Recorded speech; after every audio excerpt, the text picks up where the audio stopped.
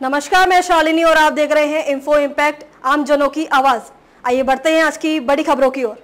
पत्नी की मौत, 1 घंटे बाद पति ने तोड़ा दम, सूचना मिलते ही जमीन पर गिर पड़े। गाजीपुर में एक ही चिता पर हुआ अंतिम संस्कार। गाजीपुर में पत्नी की मौत के 1 घंटे बाद पति ने भी दम तोड़ दिया।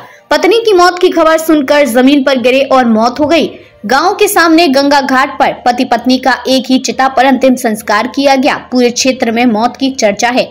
मामला रामपुर उर्फ साधोपुर गांव का है। लेखपाल पद से रिटायर कामेश्वर उपाध्याय और उनकी पत्नी चंपा उपाध्याय पिछले कई दिनों से बीमार चल रहे थे। वाराणसी में उनका इलाज चल रहा था। कुछ आराम होने पर परिजन कामेश्वर उपाध्याय को घर ले आए थे। पत्नी की उपचार के दौरान शनिवार देर रात वाराणसी के एक हॉस्पिटल में मौत हो गई। रविवार को घर पर सूचना मिलने के 1 घंटे बाद कामेश्वर उपाध्याय ने भी दम तोड़ दिया।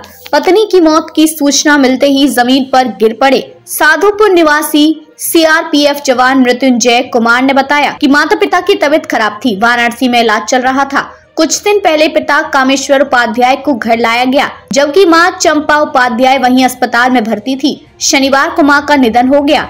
यह बात हम लोगों ने पिताजी को नहीं बताई। रविवार सुबह हम लोगों ने जैसे ही मां की मौत होने की खबर पिताजी को दी, वैसे ही पिताजी जमीन पर गिर पड़े और उनकी भी मौत हो गई।